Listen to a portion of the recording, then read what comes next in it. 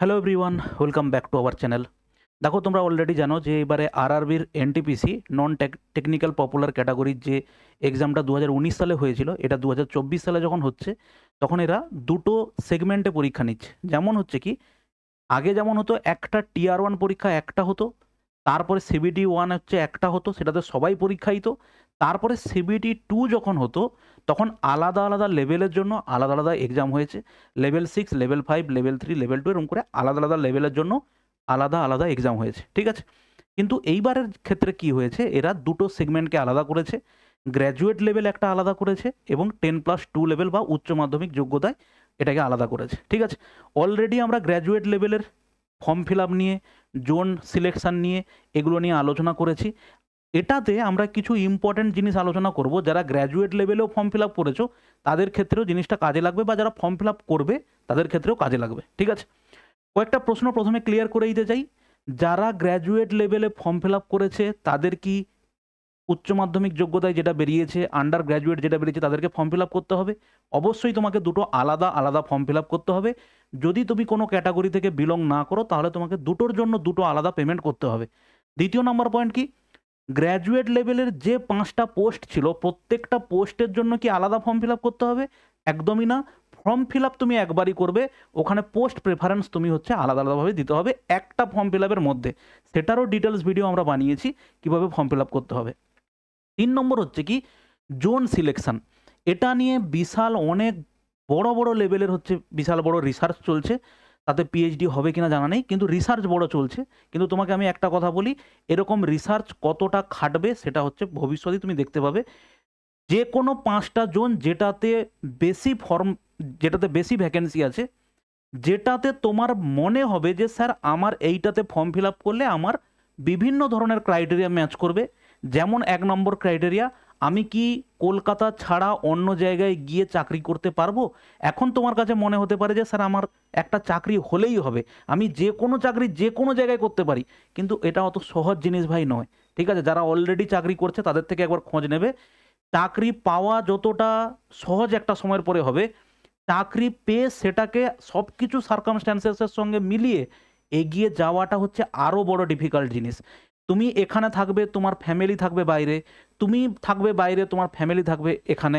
তুমি তোমার মা বাবার একমাত্র ছেলে মেয়ে। তুমি যদি চেন্নাইতে গিয়ে চাকরি করো, না তোমার মা বাবাকে এখান থেকে নিয়ে গিয়ে ওখানে রাখতে পারবে, না তুমি ওখান থেকে এখানে আসতে পারবে। প্রমোশন ট্রান্সফার অবশ্যই হয়, কিন্তু সেটা কতটা তোমার জন্য লাখ হতে পারে সেটা কিন্তু চাকরি পাওয়ার অনেক বছর পরে তুমি সেটা সুযোগ পাবে। চাকরি পেলাম তার 2 বছর পরেই আমি ট্রান্সফার নিয়ে চলে আসবো, এটা কিন্তু ভাই হয় না, ঠিক আছে। অতএব তোমার যে ক্রাইটেরিয়া ম্যাচ করবে, স্যার আমার মনে হয়েছে মুম্বাই জোনে ভ্যাকেন্সি কম, আমার মনে হয়েছে ভুবনেশ্বরে জোরে এবছর ভ্যাকেন্সি বেশি আছে, আমি সেখানে ফিল আপ করবো, তো চোখ বন্ধ করে তুমি সেখানে ফিল আপ করে দাও। এত যে দুনিয়ার ক্যালকুলেশন চলছে, এখানে করলে এটা সুবিধা, ওটা করলে ওটা সুবিধা, এর কাট অফের রেসপেক্টে এটা হবে, ভাই ওইসবের কিছু যায় আসে না। ভ্যাকেন্সি বেশি যেখানে, সেখানে কোনো কোনো জায়গায় কাট অফ কম হয়েছে, আবার কোনো কোনো জায়গাতে ভ্যাকেন্সি কম সেখানে কাট অফ অনেক বেশি হয়েছে, আবার এর উল্টো সিনারিও দেখা গেছে বিগত বছরগুলোতে। অতএব ওগুলো নিয়ে ভাবার দরকার নেই। 5টা চুজ করো যেখানে যেখানে ভ্যাকেন্সি বেশি আছে। এরকম নয় যে মালদা জোনে গত বছর ভ্যাকেন্সি কম ছিল, স্যার এবছরও ভ্যাকেন্সি কম আছে তবুও কাট অফও কম ছিল, তো এবছর আমি মালদা জোনেই ফিল আপ করবো। দেখা গেলো মালদা জোনে জেনারেলে ভ্যাকেন্সি আছে 10টা, আর ভুবনেশ্বরের জন্য ভ্যাকেন্সি জেনারেলে আছে 300টা। তুমি সেইগুলো বিচার বিবেচনা করে 5টা জোন সিলেক্ট করো, যেখানে যেখানে হচ্ছে তোমার সুবিধে হবে, ভ্যাকেন্সি বেশি আছে, তার রেসপেক্টে তুমি ঠিক করে নাও যে তোমাকে তোমার যে যে ক্রাইটেরিয়াগুলো আছে সেগুলো ফুলফিল হলে কোথায় ফর্ম ফিল আপ করবে। এটা নিয়ে ভাই বেশি রিসার্চ আর দৌড়াদৌড়ি করতে যেও না, সেই সময়টা পড়াশোনাতে দাও। কম্পিটিশান কোন লেভেলে হবে তুমি কল্পনা করতে পারছো না। গতবারের রেসপেক্ট ওই 67, 77, 78, 79, 81 এই কাট অফ যদি তুমি কল্পনা করো, তুমি সম্পূর্ণ ভুল পথে যাচ্ছ। কাট অফ কিন্তু ভাই কোনোদিন কম হয় না, বছরের পর বছর কাট অফ কিন্তু একটার পর একটা বাড়তে আছে, ঠিক আছে স্যার। কিছু গ্র্যাজুয়েট লেভেলে ফর্ম ফিল আপ করতে গিয়ে ছোটোখাটো কিছু জিনিস আমি মিস করে গেছি, সেটা তোমাকে আমি এখানে ক্লিয়ার করে দেবো। ওকে, চলো শুরু করা যাক। দেখো, আমরা এখানে আলোচনা করব উচ্চ মাধ্যমিক যোগ্যতায় মেডিকেল স্ট্যান্ডার্ড বয়স। ফর্ম ফিল আপ অলরেডি আজ থেকে শুরু হচ্ছে, 21 তারিখ থেকে এখানে শুরু হচ্ছে, ঠিক আছে। তুমি যদি চলে যাও আমাদের আরআরবির ওয়েবসাইটে, কলকাতা জোনে হচ্ছে তুমি যদি আরআরবি সিলেক্ট করো, একটা কথা আবার বলে দিই, তোমার যদি এর আগে কোনো আরআরবিতে ফর্ম ফিল আপ করা আছে, তুমি আর কোনো ফর্ম ফিল আপ করবে না, ঠিক আছে, কলকাতায় করা থাকুক। স্যার আমি তো আরপিএফ এর ফর্ম ফিল আপ করেছিলাম ভুবনেশ্বর জোনে, স্যার আমি আরপিএফ এর ফর্ম ফিল আপ করেছিলাম এলাহাবাদে, আমাকে কি নতুন করে আবার ফর্ম ফিল আপ করতে হবে কলকাতা জোনে অ্যাপ্লাই করার জন্য? একদমই করার দরকার নেই। তোমার একবার অ্যাপ্লাই করলেই কিন্তু হবে, ডবল বার অ্যাপ্লাই করলে তোমার কিন্তু ডকুমেন্টস রিজেক্ট হয়ে যাবে, কোনোভাবে ডবল বার অ্যাপ্লাই করা যাবে না। ঠিক আছে, দেখো আর একটা জিনিস বলে দিই, যেটা তোমার বেসিক ইনফরমেশান, তোমার নাম, তোমার বাবার নাম, তোমার মায়ের নাম, তোমার ফোন নাম্বার আর তোমার ইমেল আইডি, তোমার ডেট অফ বার্থ, এইগুলো হচ্ছে বেসিক অ্যাকাউন্ট ক্রিয়েট করার জন্য বেসিক ইনফরমেশান এগুলো।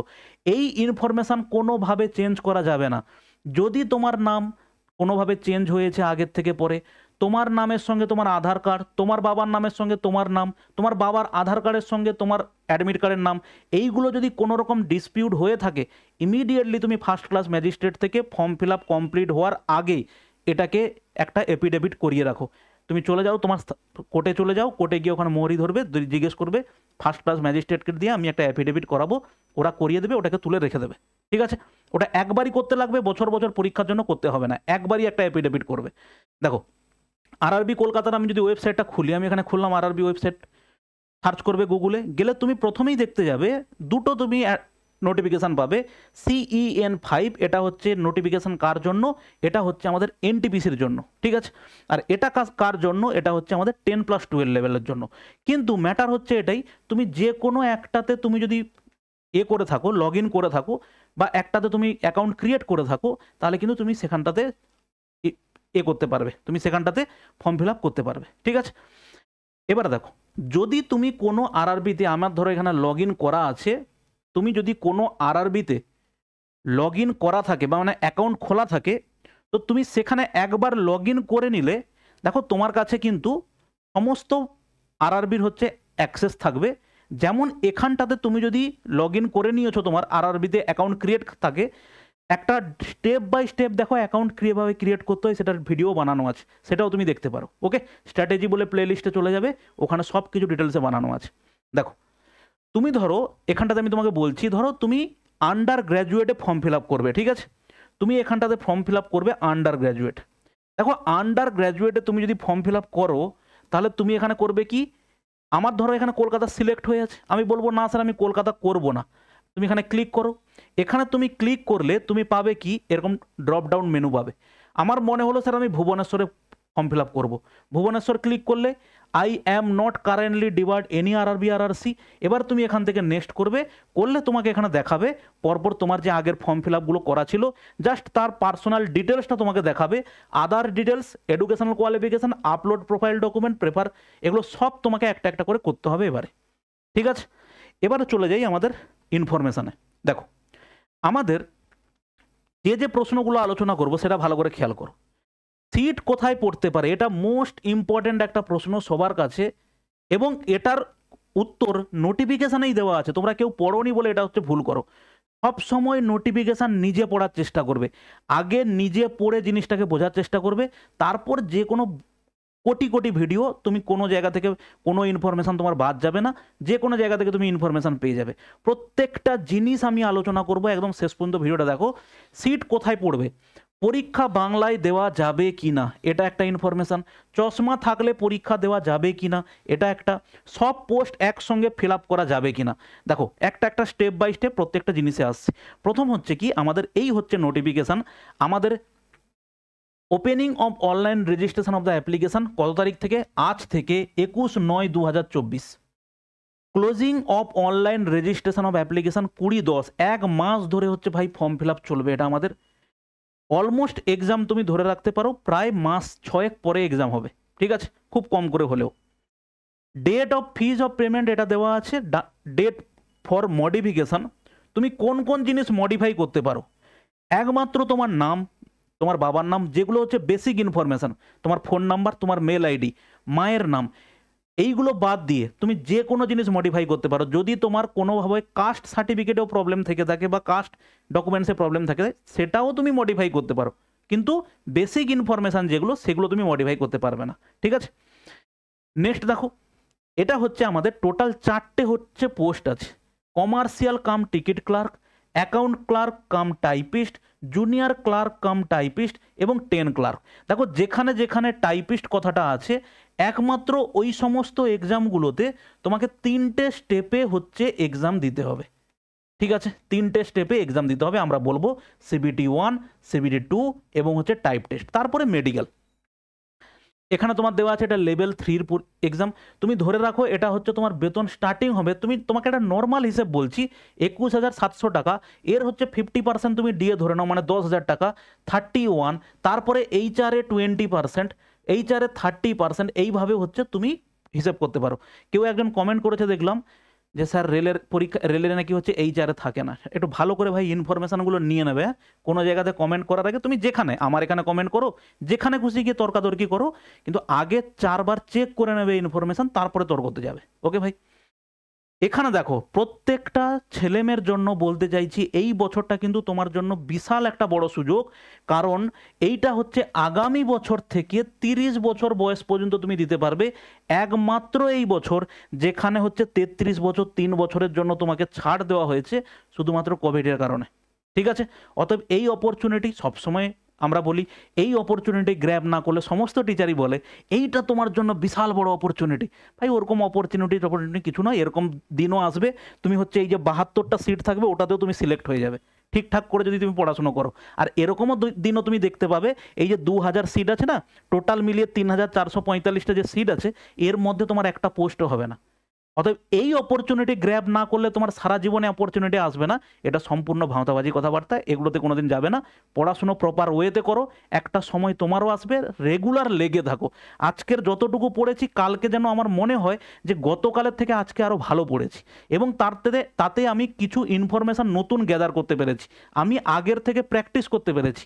এরকম জিনিস যদি তুমি তৈরি করতে পারো তবে গিয়ে তুমি এই 72টা সিটও তোমার কাছে অনেক মনে হবে, ঠিক আছে ভাই? তো এখানে দেখো B2, C2, C2, A3 এই হচ্ছে যে স্ট্যান্ডার্ডগুলো আছে, মেডিকেল স্ট্যান্ডার্ড, আমরা একটু পরেই আলোচনা করব। সব থেকে বেশি সিট আছে কমার্শিয়াল কাম টিকিট ক্লার্কে, সেটা হচ্ছে 2022টা সিট আছে। দেখো এই হচ্ছে আমাদের টোটাল ভ্যাকেন্সি লিস্ট আছে। এর মধ্যে সব থেকে বেশি যেটা ভ্যাকেন্সি আমরা অলরেডি দেখেছিলাম যে কলকাতা, যদি আমরা গ্র্যাজুয়েট লেভেলে দেখি তাহলে সেখানে ছিল হচ্ছে কলকাতা, মুম্বাই, তারপরে ছিল হচ্ছে ভুবনেশ্বর, এই 3টে, আরও 2টো ছিল এরকম যেটাতে টোটাল ভ্যাকেন্সি হচ্ছে বেশি ছিল। এখানে সেই রেসপেক্টে আমরা যদি দেখি কলকাতার ভ্যাকেন্সি দেখো 290 হচ্ছে সব থেকে বেশি ভ্যাকেন্সি যতটুকু আমি দেখতে পাচ্ছি। মুম্বাইতে 699 ভ্যাকেন্সি, তারপরে 452 ভ্যাকেন্সি, তারপরে দেখো এটা হচ্ছে 699 1 নাম্বার, দ্বিতীয় নাম্বার আমি দেখতে পাচ্ছি 452 হচ্ছে 2 নাম্বার, তারপরে 389 আর কেউ আছে এখানটাতে, তারপরে আছে দেখো 389 হচ্ছে 3 নাম্বার, 4 নাম্বার কে আছে, 4 নাম্বারে 247 এটা হচ্ছে 4 নাম্বার, আর 210 হচ্ছে দেখো 5 নাম্বার। তাহলে কে কে হচ্ছে ফার্স্ট হলো, আমি দেখতে পাচ্ছি মুম্বাই হচ্ছে 1 নাম্বার, দ্বিতীয় নাম্বার হচ্ছে আমি দেখতে পাচ্ছি এবছর কলকাতাতে একদম বন্যা বইয়ে দিয়েছে 1 2, 3 নাম্বারে হচ্ছে কি, 3 নাম্বারে হচ্ছে কি প্রয়াগরাজ 3 নাম্বার, 4 নাম্বারে কে আছে, 4 নাম্বারে আছে চণ্ডীগড়, আর 5 নাম্বারে কে আছে ভুবনেশ্বর, 56টা সিট আছে। 5 নাম্বারে কে আছে, 5 নম্বরে আছে আহমেদাবাদ। এই হচ্ছে আমাদের 5টা জায়গা যেখানে সব থেকে বেশি ভ্যাকেন্সি আছে। 1 নাম্বার মুম্বাই, 2 নাম্বার হচ্ছে কলকাতা, 3 নম্বর প্রয়াগরাজ, 4 নম্বর চণ্ডীগড়, 5 নাম্বার হচ্ছে আহমেদাবাদ। এবারে আবারও বলছি, তুমি তোমার প্রেফারেন্স অনুযায়ী, তোমার ক্রাইটেরিয়া অনুযায়ী তুমি ফর্ম ফিল আপ করো। আর সব থেকে বড় কথা হচ্ছে ভাই, যারা এই যে ক্রাইটেরিয়া কারা ম্যাচ করতে পারে জানো তো, একমাত্র যাদের পাশে চাকরি আছে তাদের পাশে এই জিনিসগুলো চুজ করার মতো তাদের একটা অপশান থাকে, এবং তারা ওইভাবেই করে। কেউ চেন্নাইতে এখন চাকরি করছে CGL দিয়ে, তার ফার্স্ট প্রেফারেন্স কি হবে, আমি কলকাতায় আসবো, তার কাছে অলরেডি চাকরি আছে ভাই, অতএব তার প্রেফারেন্স হবে আমি কলকাতাতে প্রথম আসার জন্য ফার্স্ট প্রেফারেন্স রাখবো কলকাতা। কিন্তু আমার কাছে কোনো চাকরি নেই, আমি দুনিয়া রিসার্চ করছি পড়াশুনো বাদ দিয়ে, তাই ওটা করো না, ঠিক আছে? নেক্সট দেখো, আচ্ছা আমরা হচ্ছে কাস্ট সার্টিফিকেট নিয়ে একটা ডিটেলস ভিডিও তোমাকে বলে দেবো, সেটা জাস্ট ছোট করে একটা বলে দিচ্ছি। তুমি যদি ST কমিউনিটি থেকে বিলং করো, অবশ্যই সেন্ট্রালের পরীক্ষা তোমাকে সেন্ট্রাল ফরম্যাটই সাবমিট করতে হবে, স্টেট ফরম্যাট নয়। তুমি যদি SC কমিউনিটি ST কমিউনিটি থেকে থাকো তো ভাই ওটা তো নতুন করে করার কিছু নেই, ওটা তুমি একবারই সেন্ট্রাল সার্টিফিকেট বানিয়ে নিলে হয়ে যাবে। কিন্তু যদি OBC হয়, নন ক্রিমিলিয়ারের যে কনসেপ্টটা আছে, ওটা তো শুধুমাত্র কিসের উপরে হয়, তোমার ইনকামের উপরে বেশি হয়, ওই জন্য ওর ক্ষেত্রে আপ টু ডেট সার্টিফিকেট দরকার। কিন্তু তোমাকে ডিটেলস আমি ভিডিও দেবো, কিন্তু তাও তোমাকে বলছি তোমার কাছে যে সার্টিফিকেট আছে তুমি সেটা দিয়েই ফর্ম ফিল আপ করো, এর বাইরে তোমাকে নিয়ে ভাবার কোনো দরকার নেই। ঠিক আছে, নেক্সট দেখো এজ লিমিট। এজ লিমিট কি দেওয়া আছে sir? Age limit for level 2 level 3 এর জন্য এজ লিমিট আছে কত, অলরেডি আমরা দেখেছি, হিসেব দেওয়া হয়েছে দেখো 1/1/2025 অনুযায়ী। তোমার দরকার হচ্ছে এখানটাতে upper limit of the date of birth, age group হচ্ছে 18 থেকে 33, আনরিজার্ভের জন্য নট আর্লিয়ার দেন 1992 আগে নয়, ওবিসির জন্য 1989 আগে নয়, SC STর জন্য আগে নয়। লোয়ার লিমিট হচ্ছে কত 1/1/2007, এর পরে হলে হবে না। ঠিক আছে, এর জন্য তোমাকে আমি একটা জিনিস শিখিয়ে দিয়েছিলাম যে কিভাবে এজ ক্যালকুলেট করতে হয়। যে কেউ তুমি এজ ক্যালকুলেট কিভাবে করতে পারো, গুগলে চলে যাও, গুগলে গিয়ে সার্চ করো age calculator, age calculator search করো, এজ ক্যালকুলেটর।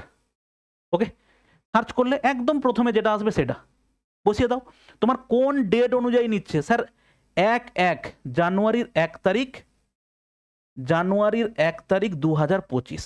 ঠিক আছে, এই অনুযায়ী হচ্ছে আমার হিসেবটা হচ্ছে। আমার ধরো সেপ্টেম্বর 21, আমি ধরো কত সাল নিলাম, এটা 2001। ঠিক আছে, ক্যালকুলেট করলাম, আমার বয়স হচ্ছে স্যার 23 বছর 3 মাস 11 দিন, বসিয়ে দাও 23 বছর 11। অবশ্যই স্যার আমি এলিজিবল, একদিন আগে পরে হলে কোনোভাবেই হবে না। ঠিক আছে, এই হচ্ছে কি এখানকার গল্প। এরপরে চলো, এরপরে দেখো তুমি যদি ওবিসি হও, নন ক্রিমি লেয়ার যদি হও 3 বছরের ছাড় আছে, SC STর জন্য 5 বছরের ছাড় আছে, x serviceman candidate who have put in more than 6 month service after attestation, এটার জন্য হচ্ছে 3 বছর আনরিজার্ভ, এখানে 6 বছর 8 বছর, PWBD, এগুলো হচ্ছে সমস্ত রিজার্ভ ক্যান্ডিডেটের জন্য, এগুলো একটু দেখে নেবে। নেক্সট দেখো stage of the examination. Stage of the examination হচ্ছে কটা স্টেজে হবে স্যার? 3টে স্টেজে হবে। Stage there shall be 2 stage computer based test followed by computer based typing skill test wherever applicable. দেখো 3টে টেস্ট হবে, কিন্তু কিছু স্টুডেন্টদের জন্য জাস্ট 2টোতেই হবে। টিয়ার 1 কোয়ালিফাই করবে, 15 গুণ ছেলে মেয়েকে ডাকবে টিয়ার 2-র জন্য, টিয়ার 2 ক্লিয়ার করলেই হচ্ছে চাকরি, যারা হচ্ছে টাইপ টেস্ট দেবে না। কোন কোন পোস্টে টাইপ টেস্ট নেই সেটা তোমাকে আমি প্রথম একবার বলে দিই। সেটা হচ্ছে তোমার টাইপ টেস্ট নেই, দেখো টাইপ টেস্ট তোমার নেই হচ্ছে এই 2টো পোস্টে। কোথায়? কমার্শিয়াল কাম টিকিট ক্লার্ক এবং ট্রেন ক্লার্ক, এই 2টো পোস্টের জন্য কোনো টাইপ টেস্ট নেই। বাদ বাকি যেখানে টাইপিস্ট কথাটা দেওয়া আছে দেখো, junior clerk cum typist, accounts clerk cum typist, এগুলোর জন্য হচ্ছে তোমাকে টাইপিং স্কিল দিতে হবে। টাইপিং স্কিল কি আছে? 30 হচ্ছে ইংলিশের জন্য এবং বাদ বাকি হিন্দির জন্য 25। ওকে, চলো এবার হচ্ছে আমরা দেখি কটা স্টেজ আছে এখানটাতে। দেখো এই যে 3টে স্টেজ আছে। Typing skill test for accounts clerk cum typist and junior clerk cum typist. Subsequently there will be document verification and medical examination for commercial cum ticket clerk and train clerk আর shall be 2 stage CBT followed by document verification and medical. Call letter যা আছে ওটা তো তুমি যে যার ওয়েবসাইটে যেখানে অ্যাপ্লাই করবে সেখান থেকে তুমি পাবে।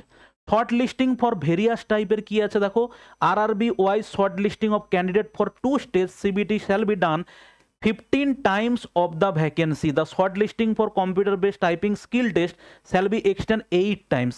তুমি ভালো করে খেয়াল করো। আর একটা জিনিস দেখবে, ওই বিভিন্ন জায়গাতে রিসার্চ চলছে, এই RRBতে এত ফর্ম ফিল আপ হলো, ওই RRBতে এত ফর্ম ফিল আপ হলো। ভাই ফর্ম ফিল আপের সঙ্গে চাকরি পাওয়ার কোনো সম্পর্ক নেই। পরীক্ষায় ফর্ম ফিল আপ করে কোনো পরীক্ষাতে, আমি তোমাকে একটা নর্মাল এক্সাম্পল বলছি, কোনো পরীক্ষাতে যদি 100 সিট থাকে, পরীক্ষা যদি দিতে যায় হচ্ছে 15 লাখ, তুমি জানবে এই 100 সিটের জন্য দাবিদার কত ছেলে মেয়ে জানো তো? এই 100 সিটের জন্য দাবিদার খুব বেশি হলে 5 থেকে 6,000 ছেলে মেয়ে হচ্ছে অ্যাকচুয়াল দাবিদার। মানে ওরাই হচ্ছে প্রপার ওয়েতে পড়াশুনো করছে দিন রাত এক করে, এবং ওরা ওইভাবে দৌড়ে বেড়াচ্ছে না। আজকের ক্লার্কে ফর্ম বেরোলো, ক্লার্কে ফর্ম ফিল আপ করবো, তারপরে পড়া শুরু করবো। আজকের হচ্ছে গ্রুপ ডির ফর্ম বেরোলো, আজকের গ্রুপ ডির জন্য পড়া শুরু করবো। কালকের MTS এর ফর্ম ফিল আপ করবো, কালকে MTS এর জন্য দৌড়াবো। ওইভাবে করছে না। কিছু সংখ্যক স্টুডেন্ট আছে ওরা সারা বছর পরে, যেভাবে মাধ্যমিক উচ্চ মাধ্যমিক সময় আমরা পড়তাম, সারা বছর পরে যে পরীক্ষার ফর্ম বেরোলো তার জন্য জাস্ট এক্সট্রা ক্রাইটেরিয়া কি আছে সেগুলোকে পড়ার চেষ্টা করে এবং পরীক্ষা দিতে যায়। ঠিক আছে, তত দৌড়াদৌড়ি থেকে বাঁচো। আর এই 8 টাইম 15 টাইম, এই যে 100 সিটের জন্য 15 লাখ 20 লাখ কিচ্ছু ভ্যারি করে না। ফর্ম ফিল আপ এবারে 1 কোটি লোক ফর্ম ফিল আপ করবে, তার মধ্যে এই যে 3000 ভ্যাকেন্সি আর ওখানে হচ্ছে 8000 গ্র্যাজুয়েট লেভেলে, এই 11,000-এর জন্য মোট মিলিয়ে যদি আমি পরীক্ষা যদি দেখিও, 11,000-এর জন্য 70,000 ছেলে মেয়ে তারা হচ্ছে এলিজিবল চাকরিটা পাওয়ার জন্য। তাদের মধ্যেই হচ্ছে হার্ড কম্পিটিশন হবে। আর বাদ বাকি যারা যায়, এক হচ্ছে ফর্ম ফিল আপের পয়সা দেওয়ার জন্য, বাকিরা যারা চাকরি করতে যাবে তাদের মিনিমাম 1 থেকে 2 বছরের স্যালারি দেওয়ার জন্যই তারা পরীক্ষা দিতে যায়। কারণ ওদের তুমি হিসেব করে নাও, 1 কোটি লোক যদি পরীক্ষা দিতে যায়, তার মধ্যে যদি আমি ধরেই নেই 30 লাখ পরীক্ষার্থীর হচ্ছে জেনারেল ক্যাটাগরি স্টুডেন্ট, তাহলে কত টাকা হয়? 30 লাখ ইন্টু 100 টাকা। আর বাদ বাকি হচ্ছে যারা চাকরি পাবে 11,000 লোক, তাদের অন অ্যান অ্যাভারেজ স্যালারি হিসেব করে নাও 40,000 টাকা। তাহলে কত দিনের হচ্ছে স্যালারিটা ওরা দিতে যাচ্ছে তুমি দেখে নেবে। কিছু সংখ্যক স্টুডেন্ট ছেলে মেয়ে যায়, যদি হয়ে যায় এই কনসেপ্টে, যদির ভাই তুমি 100 কিলোমিটারের মধ্যেও আসতে পারবে না যদি প্রপার ওয়েতে পড়াশোনা না করো। ঠিক আছে, ওই পরীক্ষা আসলো 4টে মক টেস্ট দিয়ে দেবো, কোনো দিন হবে না। নেগেটিভ মার্কিং কি আছে স্যার? নেগেটিভ মার্কিং আছে 1/3। ওকে, এরপরে দেখো পোস্টিং কি আছে। এখানে পোস্টিংয়ের ব্যাপারে বলা আছে, চাকরি পেয়ে যাও, নিজেই বুঝতে পেরে যাবে। পোস্টিং যেখানে খুশি হতে পারে। ঠিক আছে, ordinarily A railway servant shall be employed through out service on the railway or railway establishment in which he or she is posted on first appointment and shall have no claim as a right for transfer to another railway or other establishment. However, competent authority can transfer the railway servant to any other department of railway establishment, including a project in or out of India. In the exigence of the service, no request for transfer to other railway would be registered till the newly appointment candidate completes at least 5 to 10 years of service. 5 থেকে 10 বছর service না হওয়ার আগে তুমি কোনোভাবেই ট্রান্সফারের জন্য apply করতে পারবে না। অর্থাৎ মাইন্ডসেট বানিয়ে নাও কোথায় ফর্ম ফিল আপ করবে। ঠিক আছে ভাই, চলো এবারে হচ্ছে দেখো, যেটা হচ্ছে এখানে এই যে আইর যে টেস্টের ব্যাপারটা আছে, এটা খুবই একটা ভাইটাল টাইপ। ভাই প্রত্যেককেই আমি বলছি 150 টাকা 200 টাকা খরচ হবে, নিয়ারেস্ট তোমার হচ্ছে চোখের হসপিটালে চলে যাও, তুমি এই জিনিসটা দেখাও এবং বলো আমার আই টেস্টটা করে দিতে। ওরা পুরো আই টেস্ট তোমার করে দেবে, বাইনোকুলার টেস্ট, এখানে যা যা দরকার আছে। এখানে দেখো colour vision, binocular vision, night vision, myopic vision এবং হচ্ছে 6/9, 6/9, এখানে 6/12, নিয়ার ভিশন, যতগুলো টেস্ট হয় ওরা তোমাকে 200 থেকে 250 টাকার মধ্যে করে দেবে। তুমি একদম প্রপার ওয়েতে তোমার মনের মধ্যে কোনো রকম কনফিউশন থাকবে না ফর্ম ফিল আপটা করার জন্য। তো এটা করে নিতে ভাই কি অসুবিধে আছে? ঠিক আছে, তো এখানে দেখো তুমি চশমা থাকা না থাকা সবই করতে পারবে। With or without glasses, two ডায়াপ্টারের বেশি হওয়া চলবে না। নিয়ার ভিশন টেস্ট অবশ্যই হবে উইথ অর উইদাউট গ্লাসেস, এখানেও with or without glasses. Power of lenses not exceed 4D, 4 ডায়াপ্টারের বেশি হবে না। ভিশন, নিয়ার ভিশন টেস্ট হবে। When reading or close work is must pass test for field vision. এত দেখো এইটা হচ্ছে কালার ভিশন যারা আছে, অনেক স্টুডেন্ট আমি দেখলাম কমেন্ট করেছে স্যার আমি কালার ব্লাইন্ড বা কালার ভিশনের প্রবলেম আছে, তুমি হচ্ছে A3-তে ফর্ম ফিল আপ করতে পারবে না। A3 মানে স্যার কোনটা? ভালো করে খেয়াল করো, A3 পোস্ট কোনটা স্যার? A3 পোস্ট হচ্ছে আমাদের, A3 পোস্ট হচ্ছে কোনটা? একমাত্র ট্রেন ক্লার্ক A3। এই পোস্টটাতে তুমি ফিল আপ করতে পারবে না যদি তুমি কালার ব্লাইন্ড হও। আর বাদ বাকি যে কোনো পোস্টের জন্য তুমি ফর্ম ফিল আপ করতে পারবে। দেখো একমাত্র A3-তে কালার ভিশন হবে না। আর এখানে দেখো B2 এবং C2, দেখো এখানে কিন্তু কালার ভিশনের কোনো কথা বলা নেই। নিয়ার ভিশন টেস্ট হবে, test for field and vision, binocular test হবে, এগুলো দরকার। ঠিক আছে, তুমি একটা আই টেস্ট করে নাও, তুমি একদম ক্লিয়ার হয়ে যাবে। ঠিক আছে, চলো নেক্সট দেখো। নেক্সট হচ্ছে আর একটা যেটা আছে, candidates who have undergone LASIK surgery or any other surgery procedure to correct refractory error are not eligible for the post having medical standard A3 in this. এত A3 মানে ওই যেটা এক্ষুনি বললাম, A3 পোস্টার জন্যই শুধুমাত্র তুমি অ্যাপ্লাই হবে না, নাহলে বাদ বাকি তো তুমি হবে। Okay, candidates who have undergone LASIK surgery or any other surgery procedure for correct refractory error and eligible post having medical standard B2 C2 as per condition mention in railway board letter. এত ঠিক আছে, এই হচ্ছে তোমার গল্প এখানে। এরপরে দেখো কি আছে, এডুকেশনাল কোয়ালিফিকেশান। ভালো করে এই জায়গাটা ভাই দেখো, প্রথম কথা হচ্ছে তুমি ক্লাস 12 যদি রেজাল্ট হাতে পেয়ে গিয়ে থাকো, তুমি অ্যাপ্লাই করতে পারবে, সার্টিফিকেটের কোনো দরকার নেই। সেম জিনিস হচ্ছে গ্র্যাজুয়েট লেভেলেও তোমার কাছে যদি রেজাল্ট থেকে থাকে সার্টিফিকেটের কোনো দরকার নেই।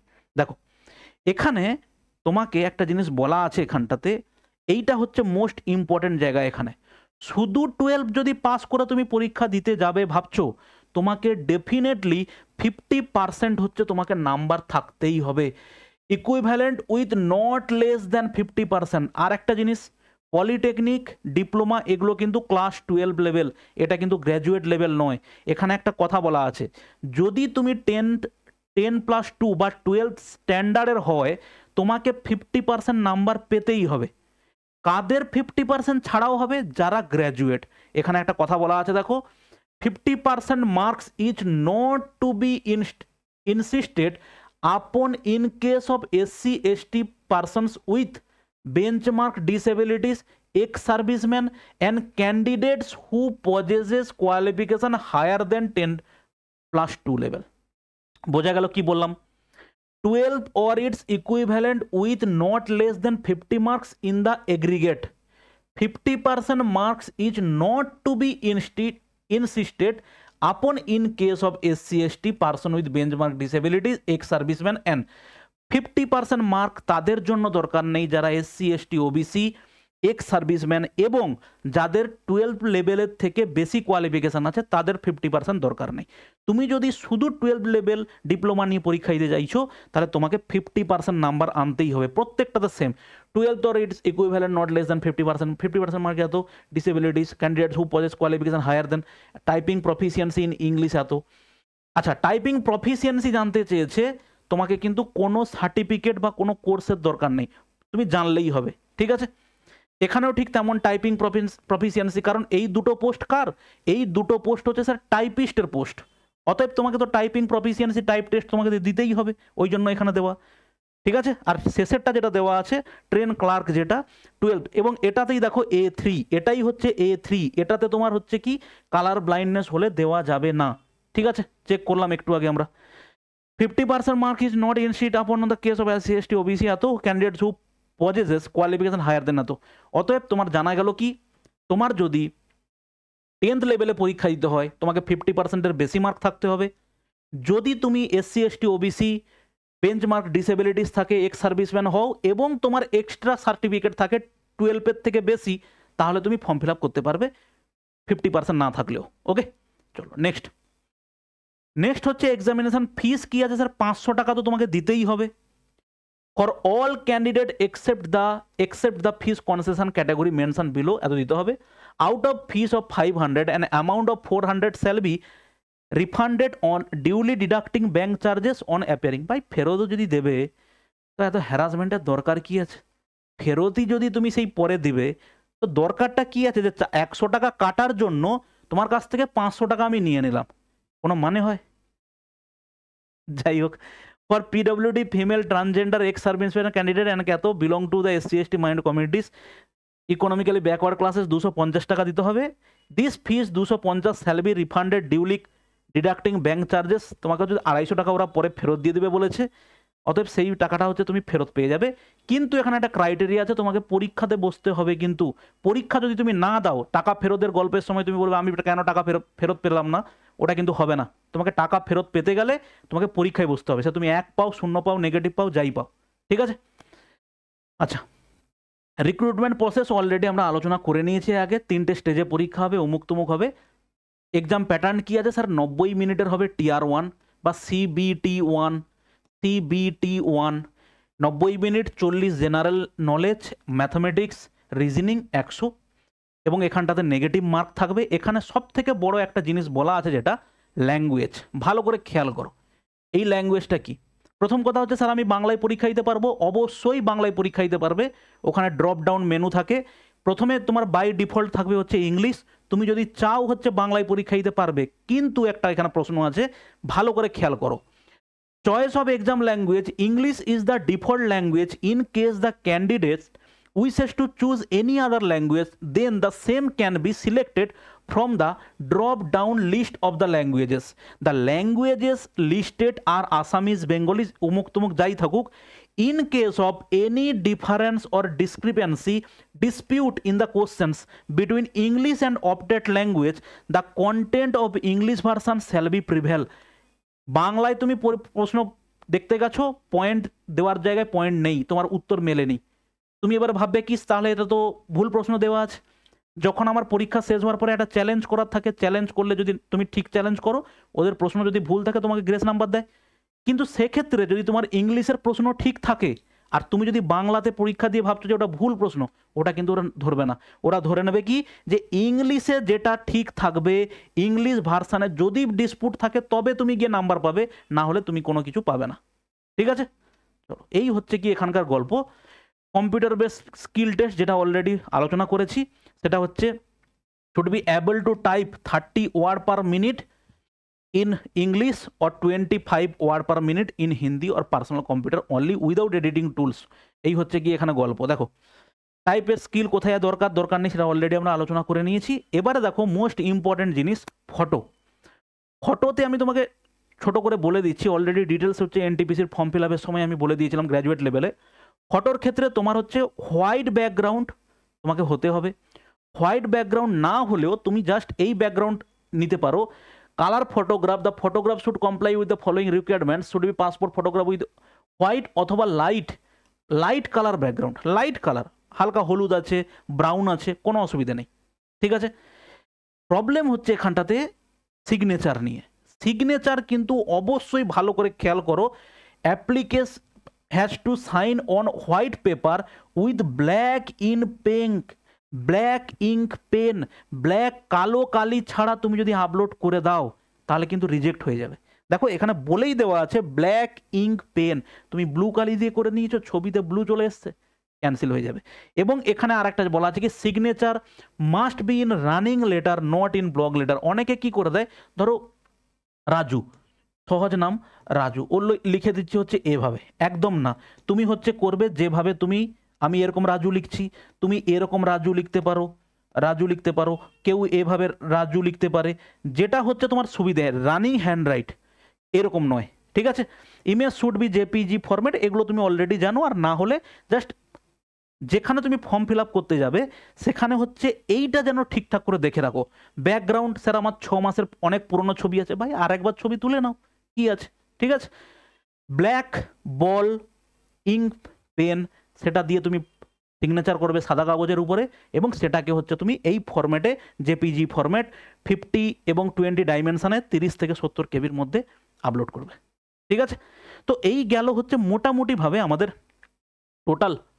আচ্ছা এখানে কি দেওয়া আছে, এখানে কেন নিয়েছি, মডিফিকেশন অফ দ্য অ্যাপ্লিকেশন। আচ্ছা মডিফাই তুমি করতে পারবে, এবং মডিফাই কোনটা করতে পারবে, বেসিক ডিটেলস তুমি মডিফাই করতে পারবে না, বাদ বাকি সব কিছু মডিফাই করা যাবে।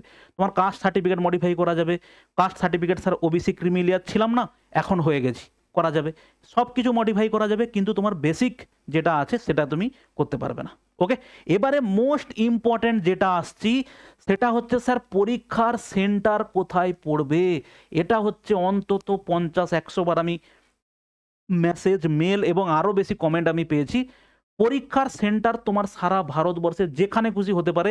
তুমি কলকাতায় ফর্ম ফিল আপ করলে যে কলকাতায় পরীক্ষা পড়বে, মুম্বাইতে ফর্ম ফিল আপ করলে যে মুম্বাইতে পড়বে, এরকম কোনো কিছু ঠিক নেই। ওটা হচ্ছে ডিসাইড করবে আরআরবি। সেটা বড় বড় করে দেখো, এখানে 9 নাম্বার পয়েন্টে বলা আছে centre city allocation for সিবিটিস will depend আপন technical and logistical feasibility. Candidates may have to travel to other cities state for attending CBTs. Request for change of exam center shall not be allowed under any circumstances. যেখানে তোমাকে পাঠাবে, যেখানে অ্যাডমিটে তোমার আসবে, তুমি সেখানেই তোমাকে যেতে হবে পরীক্ষা দিতে। ওর জন্য স্যার আমার বাড়ি এত দূরে, আমি কি করে রাজস্থানে পরীক্ষা দিতে যাব, আমি কি করে মুম্বাইতে পরীক্ষা দিতে যাব, আমি কি করে ভুবনেশ্বরে, ঝাড়খণ্ডে, বিহারে পরীক্ষা দিতে যাব, ওইগুলো কোনো এন্টারটেন করা হবে না। এবং তোমাকে ফর্ম ফিল আপ করার সময় কোনো জায়গায় চুজও করতে দেওয়া হবে না যে তুমি কোথায় ফর্ম ফিল আপ করবে বা কোথায় পরীক্ষা দিতে যাবে। ফর্ম ফিল আপ কোথায় করবে সেটা তোমার হাতে আছে, পরীক্ষা কোথায় দিতে যাবে ওটা তোমার হাতে কোনোভাবেই নেই।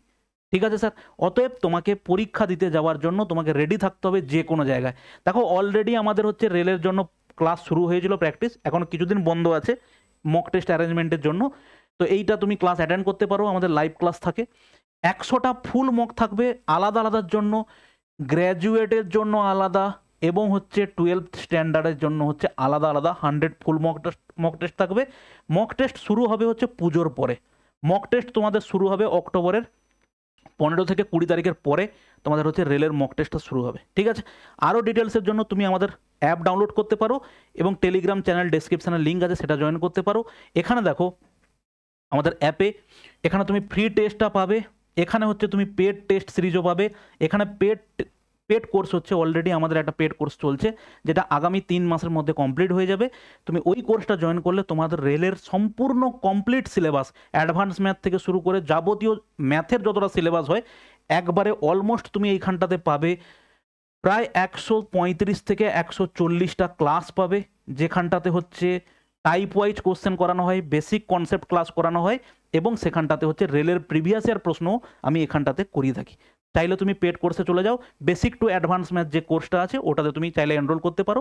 ওটা করলে তোমার সমস্ত এক্সাম রেলের এনটিপিসি গ্র্যাজুয়েট লেভেল 10+2 লেভেল প্রত্যেকটাই তোমার ক্লিয়ার হয়ে যাবে।